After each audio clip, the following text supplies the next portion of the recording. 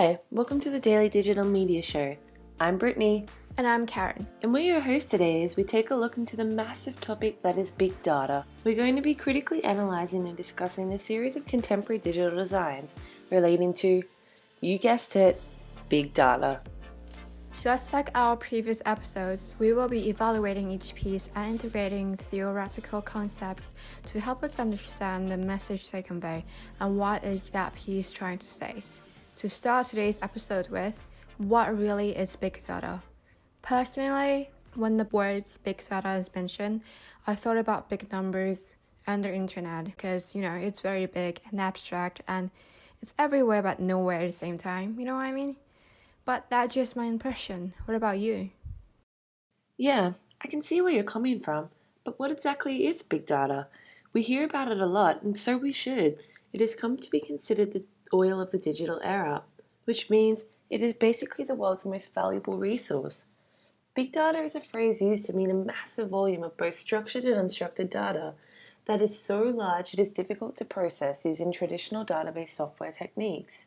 It can be collected in many different ways, through our daily routines such as using social media to moving around town with our devices. A lot of data is generated and collected. Companies use these massive amounts of information to make analysis from. These data points reflect a lot of details about us as consumers and what we want in the market. So, if you're wondering why you receive targeted marketing while you're online, there's your answer. These companies have the ability to hold so much information about you that they can create virtual profiles, predicting your wants, needs, and desires. We only have to look towards Cambridge Analytica and the 2016 presidential election in the US to see the impact big data can have on our world and what happens when big companies utilize our own private data as a tool to manipulate us. Having our personal information collected online definitely impacts our privacy, which is reflected in Eric Hughes' Cypherpunk Manifesto and Pierre Bourdieu's The Forms of Capital. To give you an idea of who these people are, Hughes is an American computer programmer and the founder of the cypherpunk movement. He stated in his manifesto that we must defend our own privacy if we expect to have any.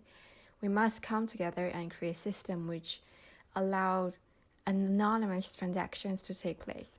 Although this was written in 1993, it is still very important today as we see in our first artwork. Bourdieu, on the other hand, was a French sociologist, anthropologist, philosopher, and public intellectual. His work talks about the power in society, especially the ways in which power is transferred and statuses are maintained throughout generations, which is something that we will connect to in our artworks today.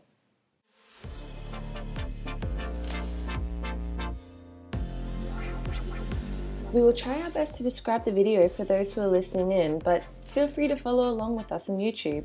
It is uploaded by the username Sarah Deese with a video titled Psychopaths, Crime Coefficient Readings at Shinjuku Station.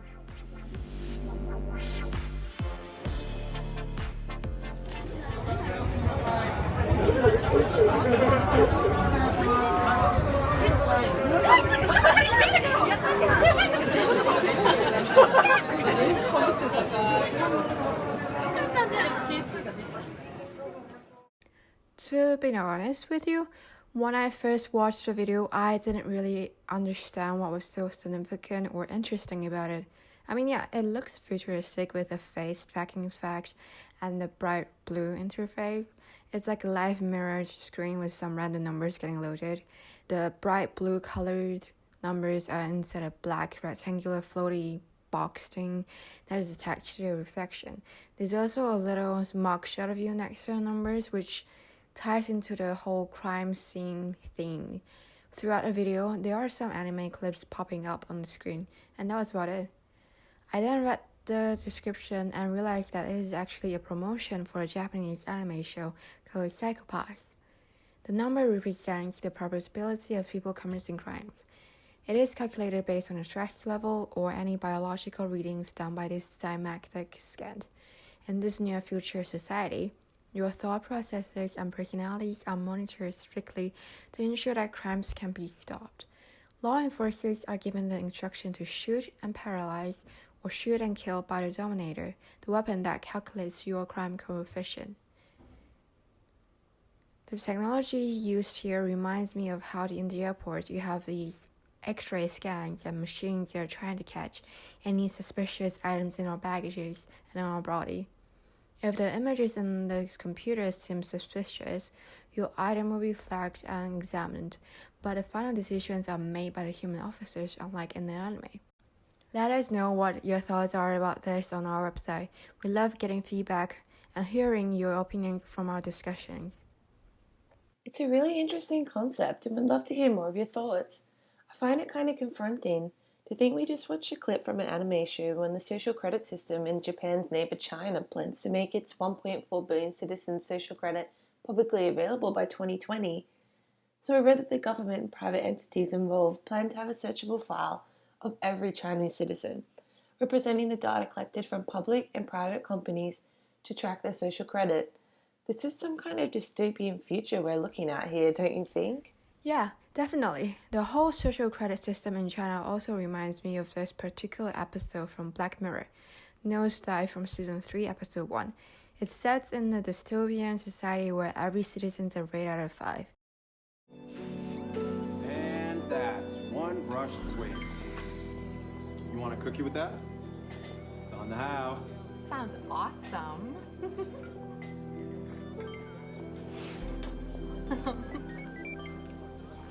See you tomorrow, JJ. See you, Lacey.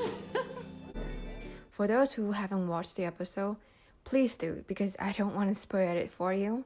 But basically, the main character goes through different ratings and experiences what each status is like. She started off with a 4.2, which is already pretty high up in the 5-point system. She has everything that she needs to live, but she wants to get these luxurious lifestyle that comes with being a 4.5. So she does all these outrageous things to raise the ratings. You might be wondering, how does one get a rating? Well, similar to how you rate your rides or your food deliveries or restaurant experiences, in this dystopian world, you get your ratings based on your interaction with people. Anyone can give you a rating, so imagine the amount of data that's been collected and recorded every day. You are being judged every single moment of your life. One mistake will decrease your rating and you will suffer greatly, which ties into Eric Hughes' manifesto on cyberpunk. According to Hughes, personal privacy is very important. It was mentioned that in order for an open society to function, having the ability to stay anonymous and only reveal one's identity when needed is crucial. In the Psychopath video, although there are no names or personal information displayed on the screen, your privacy is still violated because it is displaying your probability of you committing a crime. That is something that you would want to keep as a secret. Hughes also mentioned that we cannot expect governments, corporations, or other large faceless organizations to grant us privacy out of their beneficence. Imagine living in a world where your personalities are constantly monitored for the benefit of society. How would you feel and how different would your life be? I feel like my whole life would be just for show because in order for me to keep myself out of trouble, I would be doing things that I wouldn't do normally, just so people who are watching my life can see that I'm just an average person. But at the same time, what if those readings are incorrect? What if you're really innocent but your biological readings are just a bit higher than it should be because you're feeling a bit stressed about your exams and assignments? That is something that we all have to think about. The possibilities that machines could be wrong. Going back to how people wouldn't want the public to know about your crime coefficient because it would affect your cultural capital. As Bourdieu said, cultural capital defines your standing in a society, especially in today's world where news and even rumors get around very quickly on the internet. Once your social status is contaminated, it is going to take a long time for your reputation to be recovered. There is a saying that goes like, don't judge a book by its cover. Even if people say that they don't judge you based on your coefficient, it will still impact you. I am sure that when you're trying to get a job and you're like the perfect candidate with all these incredible experiences and good grades, but your crime coefficient is high, I'm taking a bet that you are less likely going to be hired. With all these examples that we've talked about just now, big data is kind of being shown this negative spotlight. Our privacy is being misused for the benefits of the society. To be fair, there are some data that I don't mind being collected, like my age, my cultural background, my occupations, small things like that for demographic purposes. By having the probability of me committing a crime, things that are much more serious, impactful, and personal, being broadcasted in public is something that I wouldn't like at all. I see where they're coming from. Like, you can easily spot a criminal and take precautions, but at the same time, if you're the criminal who's trying to start a fresh life, it's like everyone can see your past in an instant, and I would feel very exposed. It's intriguing and also a little alarming when you see illustrations such as Psychopaths depicting the future of how our data might be used. You can look to the genre science fiction of the past and see that in some cases, these artists were not far from the truth when depicting our future realities, such as seen in George Orwell's dystopian classic 1984. I guess only time will tell.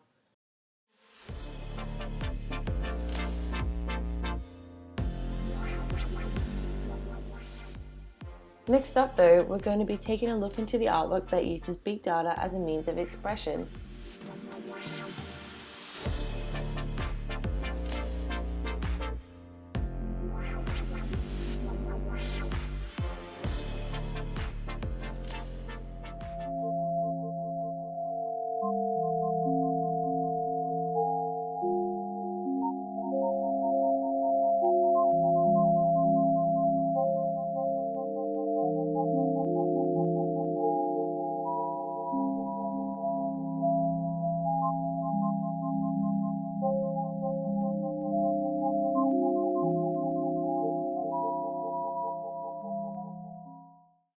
On first glance of Vicky B. Sorensen's artwork titled Mood of the Planet, I was drawn to the luminescent, colourful lights that seemed to pulse like a moving pattern, as if they were almost a part of a liquid body or living, breathing entity.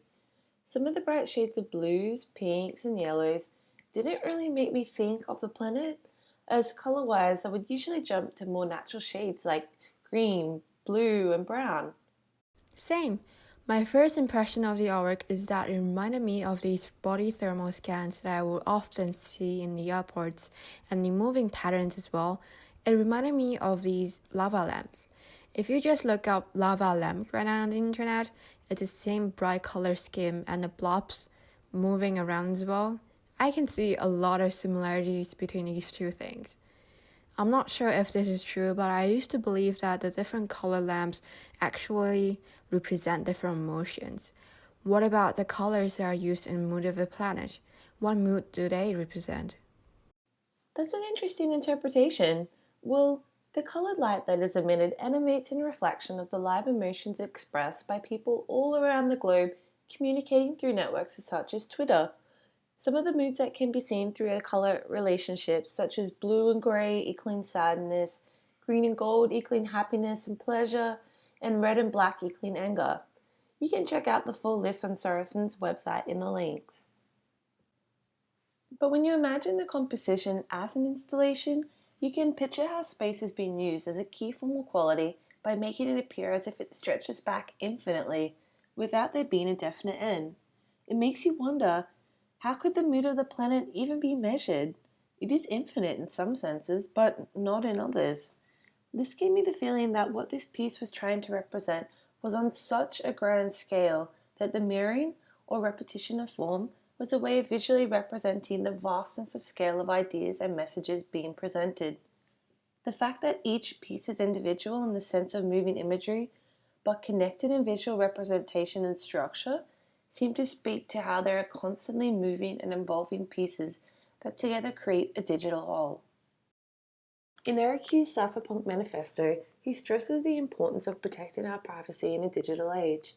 The artwork seems to question that, as unbeknownst to the viewer, it may be utilizing your own Twitter data in order to create a material form that illustrates to the world a collective mood or value. The problem this raises is whether or not these representations are true depictions of society on the whole.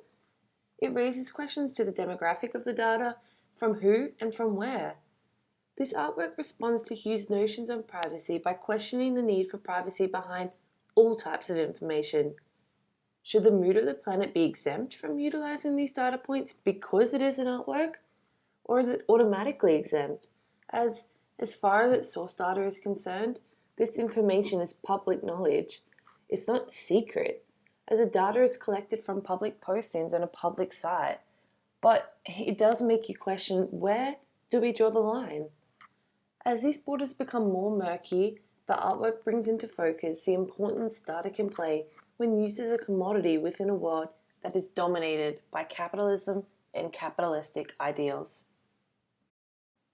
Bourdieu explains how capital can represent itself in 3 different forms, of which one in particular can be seen in Mood of the Planet: cultural capital, in its objectified state, which is convertible on certain conditions into economic capital which may be institutionalized.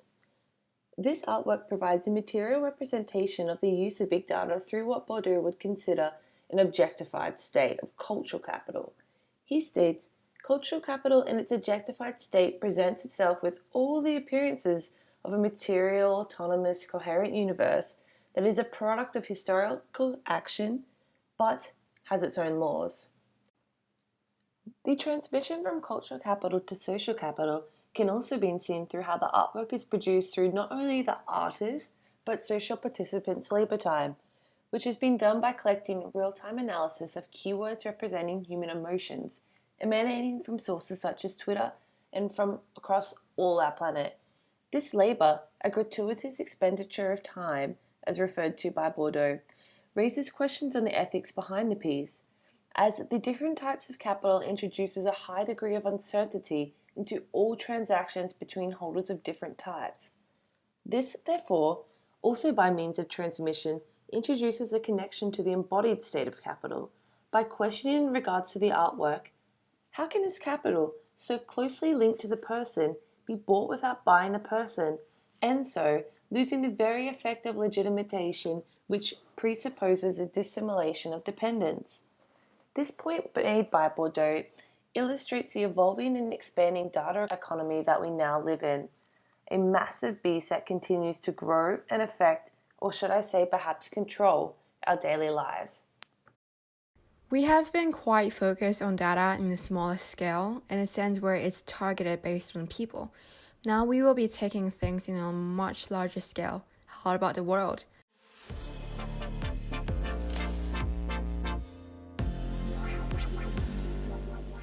Next up, we will be talking about geographic data and how it affects our privacy.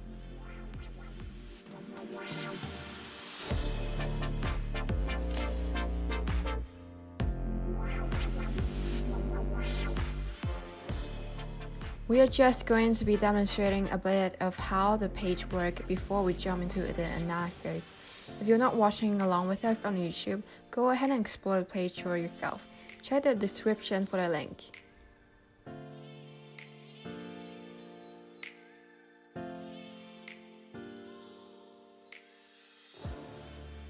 This was an interesting one.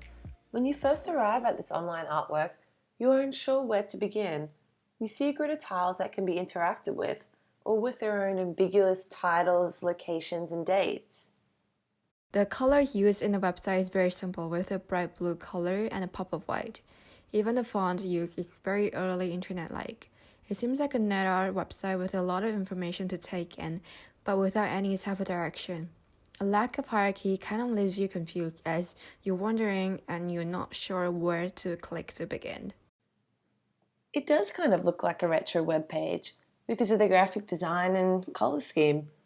After you select one of the titles, you may be taken to a colorful interpretation of Google Maps that includes what looks like a geolocation utilized to spell a word, either this or some other type of imagery related to maps or wayfinding. The design of the page, all in shades of blue, does not hint at any particular themes or messages, leaving you to make your own interpretation. The artwork's homepage relies a lot on text in order for the viewer to understand the hyperlink page that can be viewed from each title. Some titles like Error, Help, and Worldwide Wrong do make you consider what the supposed connection is between them and the use of Google Maps to make a point. Some titles do not match their said location, such as illustrating Paris in Antwerp, Belgium, making it quite chaotic when certain pages do not display as intended, leaving you clicking around the page like you too are lost in an online environment. The Help title written on the Antwerp map reminds me of like an SOS message that's hastily written into the sand of a desert island, although in this case, the person that needs assistance may well in fact be ourselves, as we are constantly followed by Google and geolocation services, yet have little power to change this. Unless you are willing to stop using their services entirely. Hughes speaks of privacy in an open society also requiring cryptography. Given the rapid pace of technology and development, we are in a position now that enables us to acquire the type of privacy that we rightly deserve.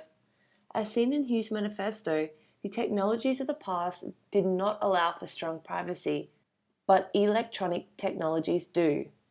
In order for these geo-drawings to work, some form of location tracking must have been used to collect the data. This idea of our exact location data being collected can be viewed in two directions. One is where having our exact location collected all the time can help us in emergency situations. How well are you with directions and getting to places? I don't really find a need to be good at directions anymore when there are services like Google Maps to get me where I'm going, even by a certain departure or arrival time. I find it extremely helpful and could not honestly imagine my life without apps that use location tracking. But I guess that's because I can't really remember trying to get places without them. How about you? I am very bad with getting to places. I've been lost so many times. It is so frustrating because I thought I would be at the right place or heading down the right directions, but my exact live location wasn't updated accurately, so I ended up walking in circles trying to find a place and eventually ended up being late many times. Incidents like this is where I would love to have my exact location being collected by the satellite more accurately. On the other hand, having your location broadcasted to public can lead to a massive personal privacy breach. Bourdieu explained that elite can afford different levels of privacy through the effects of social capital. For example, a lot of celebrities go through some secret backdoors just to avoid paparazzi. They are human, yet their social statuses make them the elite, as opposed to the general population. Do you remember the incident where Kim Kardashian was robbed and held hostage in Paris because of guys who were able to figure out the exact room that she was staying at? That is the risk that we all face with our exact location being collected. Privacy, we have all heard of this word and we think we know what the boundaries are, but is it always black and white? Using Kim Kardashian as an example, she's very famous and obviously has loads of people watching her every single move on social media. She might have posted something online about her location. Her account is public. Anyone can see where she was, but does it really mean that anyone can show up at her place? Same thing with how people treat social media. Most people would think that it's private in the sense that you don't have millions of followers and only 10 of your friends would only see your comments, but it's actually not as private as you think. There are many cases where someone tweeted some inappropriate comments, and because the internet is not as private as you think it is, these tweets got viral and the next moment, the future is gone. They got fired.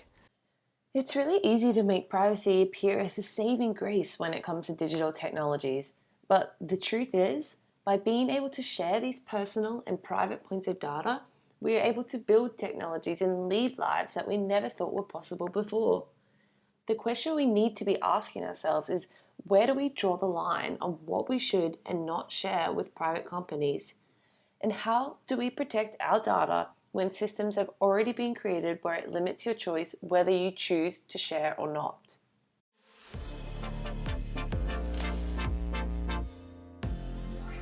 To wrap things up, let's share our opinions about big data. You can also share your thoughts with us in the comments down below. I personally feel like big data is already a part of our daily routines. It is there, and I don't think it's going anywhere, especially when we're surrounded and dependent on technologies. The points made about the importance of privacy with big data definitely opened up my mind about how little I know about my digital footprint. I have seen the effects of companies knowing what I do online myself. I have gotten personalized ads on Instagram and Facebook. It is crazy how they are able to target these ads to me. Even so, what seem to be a private online interactions can easily impact my whole life, which leads me to question about, is there such thing as a privacy or private account online if whatever I put out there will always stay there forever? I've had the same thing happen to me too many times to remember. I can remember the first time I realized that was happening, it felt very strange. Like, how do they do this? A dependency on technology means we passively sign over the rights to our data because we are used to automatically accepting terms and conditions without reading them. There is a genuine concern that consumer protection law is basically being swallowed by click-by-agree clauses. Is this morally and ethically right for companies to be taking advantage of us? Share with us your thoughts in the comments.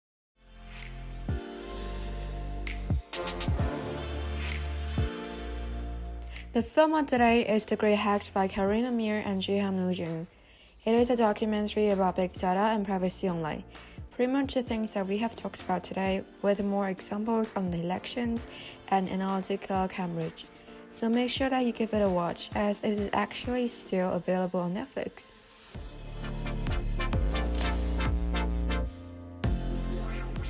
So guys, that brings us to the end of our podcast today on big data. We hope you enjoyed listening in, and make sure to check out the artworks we've been talking about in the description. Especially the GPS ways. You will need to navigate a website yourself to understand it. Follow us on our socials for updates. This is a daily digital media show, and we will catch you tomorrow. See ya!